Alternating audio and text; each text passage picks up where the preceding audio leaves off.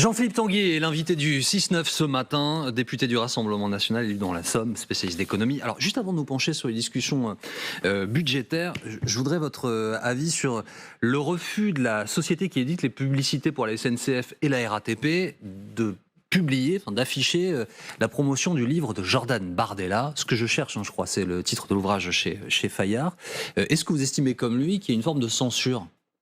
C'est pas une forme de censure, c'est une censure tout court. C'est un ouvrage du président du principal parti d'opposition qui aurait pu devenir Premier ministre à quelques sièges près et qui a fait 11 millions de voix. Donc on est dans une situation orwellienne, complètement surréaliste. Mais c'est à l'image de quelques syndicats qui ne respectent rien ni personne et qui pensent. La société éditrice dit, elle, nous avons des règles, c'est un livre politique d'une personnalité politique, et par ailleurs, il y a des précédents, pas sur des personnalités politiques en activité, mais sur des humoristes, sur des chanteurs qui portaient un message soit politique, soit religieux, et dont les campagnes de pub ont également été refusées. Écoutez, je ne sais pas, c'est une biographie, enfin une autobiographie, un ouvrage autobiographique, il y a sans doute quelques messages politiques, mais cette excuse me paraît un peu opportune. S'il y a une réalité, peut-être, mais moi je me souviens, pour prendre le train tous les jours, depuis mon adolescence, pour aller au lycée, je me souviens très bien de publicités pour la politique. C'est pas... Lesquelles ? Comment ? Lesquelles ? De tête, je ne sais plus, mais je me souviens très bien avoir vu, quand j'étais petit, 200 fois, des livres...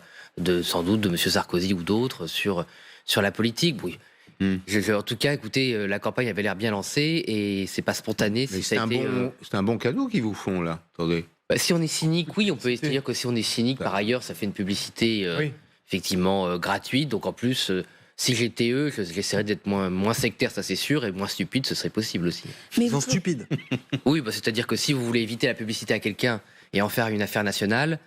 Au-delà du sectarisme que ça démontre, comme dit M. Péry, je ne comprends pas très bien l'objectif. Voilà, c'est très étrange. Qu'est-ce que ça vous inspire, un livre qui sort donc du leader de votre parti, 140 000 exemplaires, il va y avoir un battage publicitaire, même si c'est pas à la SNCF, on va en entendre beaucoup parler, on en parle déjà beaucoup. On est en plein milieu du procès des assistants parlementaires du RN, emploi présumé fictif, on est en cours de procès. Est-ce que c'est vraiment le bon moment pour centrer tous les regards vers Jordan Bardella ? Il y a toujours de l'actualité en politique, donc sortir un ouvrage... une biographie à 29 ans. Voilà, ça avant, on nous critiquait parce qu'il mettait trop de temps à sortir. Maintenant, il est sorti, il y a une belle couverture, il y a un tirage important. Jordan est une figure très populaire, notamment auprès des jeunes, et j'espère que son ouvrage fonctionnera. Vous l'avez lu ? Pardon ? Vous l'avez lu ? Non, je ne l'ai pas lu. Vous n'avez pas eu accès à des extraits ? Non, je crois que très peu de gens l'ont lu, parce que comme Jordan Bardella a une très grande capacité à organiser une bonne information et à faire passer un message tel qu'il souhaite le faire passer. En politique, c'est très important parce que vous avez toujours des informations parasites, des on-dit, des rumeurs. Et c'est vrai qu'il travaille avec des gens qui ont une capacité à garder des informations confidentielles jusqu'au bout, et ce qui permet de faire passer le message qu'on veut et pas le message que nos opposants veulent faire passer. Alors, je voudrais que nous plongions ensemble dans les travées de l'Assemblée nationale, puisqu'il est question de budget en ce moment, de budget de la sécurité sociale, plus précisément encore ces dernières heures. Il y a une proposition là qui fait beaucoup débattre, beaucoup réagir, c'est l'hypothèse d'augmenter les jours de carence pour la fonction publique, donc de passer d'un jour de carence à 3. Je rappelle en un mot que vous êtes fonctionnaire, vous vous absentez, la première journée vous êtes malade, la première journée ne vous est pas payée, elle est payée à partir de la deuxième. Oui. Le gouvernement souhaiterait l'aligner sur le privé et le monter à 3 jours. Est-ce que c'est une bonne idée, oui ou non ? Nous, on pense que c'est une bonne idée, déjà pour la justice. Alors je sais que dans le privé, il y a des régimes qui permettent de couvrir cette prise en charge, mais nos compatriotes ne supportent plus ces injustices, ces déséquilibres entre les régimes. D'ailleurs, ça avait déjà été instauré auparavant, ça avait été remis par François Hollande dans ces conditions. Nous, la condition qu'on pose, ou en tout cas l'idée forte qu'on suggère, c'est que l'essentiel de ces économies soit réattribué au paiement urgent de tous les soldes d'heures supplémentaires qui traînent dans la fonction publique. Parce que l'État est un très mauvais employeur et un très mauvais gestionnaire, et notamment, il ne paie pas les heures supplémentaires d'un certain nombre de professions. Police. Pendant longtemps, ça a été police, effectivement. Aujourd'hui, santé publique. La santé publique, vous avez tout à fait raison. Et il y a aussi la pénitentiaire, par exemple, qui a une situation d'heures supplémentaires structurelles, parce que comme il n'y a pas assez d'agents dans la pénitentiaire, et qu'évidemment, la prison, vous ne pouvez pas la fermer ou diminuer ses heures de service, donc il faut que les agents assument le manque de formation et le manque de personnel disponible. Et donc il faut absolument payer les heures supplémentaires de la pénitentiaire. C'est un virage inouï. Parce que non, ça a toujours été proposé, quand Jordan Bardella le dit hier, puisqu'il est questionné à ce sujet hier, et il dit il faut 3 jours de carence, alors on s'arrête, on écoute et on se dit, bon, c'est la ligne de Jordan Bardella au sein du RN qui n'est pas votre ligne, qui est différente. Moi, je pensais ce matin que vous alliez être un peu sur une position un peu différente. On est quand même en train de parler de questions sociales, on est en train de parler des fonctionnaires. Le RN se présente comme le défenseur justement des petits. On sait que les gens qui gagnent peu d'argent vont être très impactés par cette décision. Vous vous dites aujourd'hui, les 3 jours de carence, ça nous va. Alors, c'est une mesure ancienne du programme du Rassemblement national, donc il n'y a pas d'inflexion particulière. Surtout, je vais répondre à votre question, mais vous présentez cette espèce de rumeur de Paris, comme quoi j'aurais une ligne politique différente de Jordan Bardella, comme une évidence. C'est pas du tout vrai. Le contre-budget qu'on a présenté, je l'ai travaillé. Vous étiez pas d'accord avec... Pas du tout. Je l'ai travaillé avec Jordan Bardella. Sur la flat tax, je partage entièrement l'analyse de Jordan Bardella. Je ne dis pas parce que certaines presses écrit matin, midi et soir des choses qu'elles sont vraies. Les arguments, par exemple, que Jordan a mis dans cette tribune, c'est des arguments qu'on a travaillés à la présidentielle ensemble. Je ne comprends pas cette analyse de fait. Par ailleurs, sur la période de carence, sur la fiscalité des hauts revenus, des grandes entreprises, vous aviez une ligne un peu plus souverainiste et on a l'impression, peut-être qu'on se trompe, que Jordan Bardella est plus libéral. Il revient à un Front National, au programme du Front National tel qu'il existait. Je ne me trompe pas. Je ne parle pas du Rassemblement National, mais bien du Front National, qui était plus libéral que vous ne l'êtes. Mais je ne sais pas sur quoi se fonde cette analyse. C'est les propositions générales. Le programme de Jean-Marie Le Pen était un programme réganien, c'était très très très libéral. Là, le contre-budget qu'on a présenté, il y a des éléments de libération des énergies, d'allègement de la fiscalité qui sont très importants pour nous, notamment sur les classes moyennes, les classes populaires, sur les petits entrepreneurs. Il y a 100 milliards de dépenses publiques additionnelles. Un libéral proposerait jamais ça. Bah oui, mais ça c'est le programme de Jordan Bardella. Oui. Écoute, je ne sais pas s'il l'assume. Je ne suis pas d'accord sur votre chiffrage, mais oui, il y a des même si c'est 80. Il y a des éléments, c'est beaucoup moins, mais il y a des éléments, effectivement, de rajout de services publics, d'investissement dans l'avenir, et il y a surtout des allègements de fiscalité importants.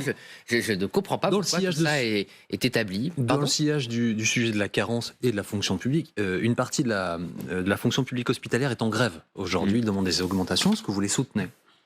Oui, il est évident qu'il faut augmenter les salaires des soignants pour l'attractivité, pour le mérite, pour leur capacité aussi à pouvoir vivre de leur travail dans les villes, puisque les hôpitaux sont souvent dans des zones urbaines où le coût de la vie est élevé. C'est un peu comme la logique de la carence, c'est-à-dire que pour mieux payer et libérer plus de pouvoir d'achat pour les soignants ou du manière générale pour les fonctionnaires, il faut faire des économies structurelles dans la bureaucratie, dans la surnormalisation. Le niveau de bureaucratie, par exemple, de l'hôpital public, mais des soignants en général, est très important. Beaucoup de soignants doivent passer une demi-journée à une journée pour remplir des papiers dont on n'est pas sûr que l'utilité soit réelle. Donc on peut très bien faire des économies structurelles. Parfois, elles sont difficiles, vous avez raison, sur les jours de carence. Je ne dis pas que... Je voulais revenir là-dessus, justement. Mais dans le privé... Il y a un projet du gouvernement qui est d'introduire 3 jours de carence d'ordre public. Dans le privé, ça veut dire que ça n'est indemnisé par personne, ni par l'employeur, ni par l'assurance de l'employeur. Est-ce que vous y êtes favorable compte tenu du fait qu'il y a une explosion du coût des arrêts de travail en France et que ça représente un budget conséquent de la sécurité sociale? Mais c'est vrai que le problème de cette prise en charge automatique par un certain nombre d'assurances ruine un peu l'idée de cette carence. C'est-à-dire que soit il y a des vrais jours de carence parce qu'on considère qu'un arrêt maladie doit se déclencher à partir d'1 ou 2 jours parce que sinon, ce n'est pas des maladies qui nécessiteraient un arrêt dans 90% des cas. Donc soit il y a une vraie portée technique et réelle à cette mesure, soit ça n'existe pas. C'est comme le ticket modérateur, c'est exactement le même problème. On crée ticket modérateur, c'est-à-dire qu'il faut payer 1 ou quelques euros pour certaines prestations, pour pas que les gens n'y aient recours sans en avoir besoin, ou en tout cas qu'il y ait un symbole de participation à l'acte médical. Si le ticket modérateur est pris par les mutuelles, et donc en fait ça n'existe plus, c'est juste une mesure de surcoût et c'est inflationniste. Donc c'est vrai qu'il y a des mesures techniques qui ont été prises depuis 20 ans sur la régulation de la sécurité sociale, qui sont effacées par les mutuelles ou les assurances, qu'il faut qu'elles n'ont plus de sens réel et qu'en fait, il n'y a plus d'économie. Monsieur Tanguy. Il n'y a plus d'économie et c'est reporté, au lieu d'être reporté sur la sécurité sociale, c'est reporté sur les cotisations des mutuelles qui, par ailleurs, déremboursent des vrais soins. Il a beaucoup été dit et écrit que Marine Le Pen détenait entre ses mains la survie du gouvernement de Michel Barnier en ne votant pas pour l'instant de censure. Le budget est sans doute ce qu'il y a de plus politique dans notre démocratie, dans notre République. Est-ce que vous allez voter ce budget ou est-ce que vous allez choisir de faire tomber le gouvernement ? Le voter, c'est sûr que non. Est-ce qu'on déposera une motion de censure ? Ce sera à Marine Le Pen et à Jordan Bardella de décider, mais Jordan Bardella hier a indiqué que ce gouvernement et que Michel Barnier en particulier prenaient le chemin d'une motion de censure parce qu'il ne respecte aucun des engagements qu'il avait pris devant le peuple français et puis par ailleurs auprès de nous, c'est-à-dire ne pas augmenter les impôts des classes moyennes et populaires. Vous avez l'augmentation de la taxe sur l'électricité, le malus automobile qui touchera 80% des nouvelles voitures. La hausse du coût du travail, qui va augmenter de 4 milliards d'euros si on n'arrive pas à le bloquer, sur les SMIC, je le dis, sans aucune étude d'impact et sans consultation des partenaires sociaux pour voir l'efficacité ou pas de cette mesure. Il faut comprendre que ça fait 30 bonnes années que la France a choisi de faire des politiques d'allègement de charges sur les bas salaires. Ça a créé 80 milliards d'euros par an. Absolument. Ça nous coûte très cher. Ça coûte extrêmement cher. Ça a créé une espèce de Frankenstein juridique avec ce qu'on appelle des trappes à bas salaires. Donc ça veut dire que vous allez faire sauter le gouvernement ? Mais on ne peut pas les faire sauter comme ça. Comment ? Ça veut dire que vous allez faire sauter le gouvernement, là ? Mais il y a encore le temps de changer. La procédure budgétaire est encore longue.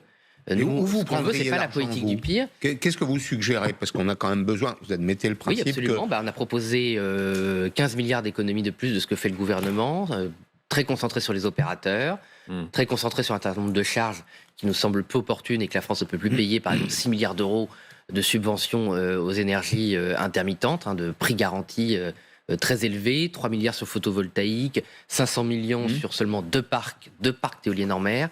Bon, bref, des dépenses qui ont été engagées en 2007 qui n'ont pas beaucoup de sens. On a réussi à faire baisser de 5 milliards d'euros la contribution de l'Union européenne en séance à l'Assemblée nationale. Il en reste, je rassure tout le monde, 19 milliards. C'est pas du tout un crédit caché, je ne sais quoi. Qu'est-ce qui serait de nature, monsieur Tanguy, je reviens à l'aspect politique, qu'est-ce qui serait de nature à faire en sorte que vous ne décidiez pas de voter une censure ? Parce que là, je vous écoute, vous faites la liste, de votre point de vue, elle ne va pas du tout. On est très très loin du compte, d'un accord possible. Mais aujourd'hui, effectivement, il n'y a pas d'accord et la situation est très préoccupante pour notre pays parce que au-delà des injustices dont j'ai parlé, des injustices fiscales, l'inefficacité fiscale, il n'y a par ailleurs pas de redressement des comptes publics. Un examen de l'OFCE du budget de M. Barnier montre que le déficit ne serait pas à 5%, mais à 5,3%. Alors, ça peut paraître anecdotique, mais enfin, c'est quand même 10 milliards encore de budget. Qui pourrait faire mieux derrière ? Parce que là, il y a ce qu'on appelle le socle commun, avec cette majorité constituée au centre de l'hémicycle. Mais si demain vous dites à M. Barnier, retournez chez vous... Mais ce n'est pas le problème de la personne de Michel Barnier, c'est une attitude. Il se comporte toujours comme Mme Borne. D'un gouvernement de Mme Borne ou d'un comportement de M. Attal, il n'écoute rien. Ceux qui sont assez courageux pour suivre la séance peuvent le voir. Le gouvernement ne retient aucune proposition des oppositions. Aucune discussion n'est possible. Et d'ailleurs, de toute façon, c'est ce que j'ai toujours dit, le macronisme, c'est l'incarnation de la haute fonction publique, de la bureaucratie française. Et on a Bercy qui a toujours raison, qui n'a jamais tort, c'est pas forcément la même chose dans leur esprit. Et quand ils ont tort, c'est pas eux, c'est la météo, mais les États-Unis, la Chine, les Martiens. Il peut y avoir des discussions ensuite, puisque là, pour l'instant, il n'y a pas de 49.3. Le texte poursuit son cours. Il est tout à fait possible qu'il aille au Sénat sans même avoir été voté à l'Assemblée, qu'il revienne après une commission mixte paritaire. Là, les choses vont se dealer, vont se discuter. Est-ce que vous avez déjà eu des discussions avec Matignon sur ce que pourrait être une main tendue vers le Rassemblement national ? Aucune. J'ai été reçu avec Mathias Renaud, collègue député de la Commission Finances, par le ministre Armand de l'Économie. J'avais été reçu par le ministre des Comptes Publics, Saint-Martin. C'était très sympathique. On a été très bien traités. On a pris un très bon café dans un très beau bureau. Et nous n'avons parlé de quasiment rien sur le fond, en tout cas rien qui semblait négociable. Bon, on verra bien pour du coup l'intérêt général. Donc, affaire à suivre, on verra comment vous allez traiter. Mais vous avez raison, le Parlement est aujourd'hui épuisé par Michel Barnier qui fait preuve d'un grand cynisme derrière son air de sage. Il ridiculise sciemment le Parlement en voulant faire traîner les discussions jusqu'au bout et pour faire croire qu'il est plus raisonnable que la gauche, ce n'est pas difficile. Viktor Orban, président hongrois qui assure la présidence tournante de l'Union européenne, étant en Géorgie, il estime à l'instant que les élections ont été libres et démocratiques, je le cite. là où la présidente dénonce un trucage venu de Russie, nous avons nous-mêmes diffusé des images de bourrage d'urnes. Est-ce que vous avez un commentaire ? J'ai pas de commentaire autre que la présidente d'un pays souverain doit mieux connaître l'état des élections que. Est-ce que vous dénoncez collègue l'ingérence russe ? Mais je la dénoncerai si elle est documentée et renseignée, comme je l'ai toujours fait. Vous savez, moi j'ai présidé une commission d'enquête sur les ingérences étrangères. Mon avant-propos, j'ai écrit 60 pages d'avant-propos, ce qui est très rare pour un président de commission d'enquête tellement les faits étaient graves. Et j'ai dénoncé très violemment les ingérences russes ou chinoises dans un certain nombre de processus électoraux. Et le fait que la Russie se mêle d'affaires qu'elle ne devrait pas se mêler est évident. Mais ce qui m'inquiète du point de vue de l'Occident, et de la France en particulier, c'est qu'elle lutte assez peu en fait contre ces formes d'ingérence au-delà des mots, sauf en France où on a la chance d'avoir des systèmes de protection assez efficaces.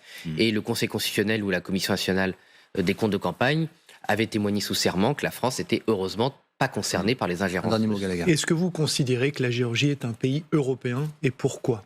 Non, je ne pense pas que la Géorgie soit un pays européen. Je crois que ni son histoire ni sa civilisation n'en font un pays européen. C'est un pays frère, un pays ami.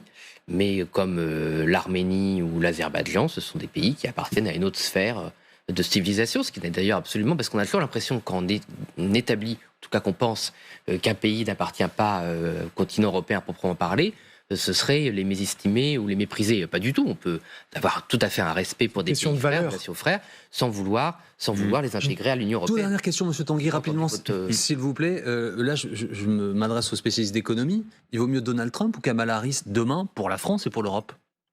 Les États-Unis défendent leurs intérêts, quel que soit le président ou la présidente qui les mène. C'est d'ailleurs l'illusion un peu du peuple français, parfois, je pense, et de leurs leaders.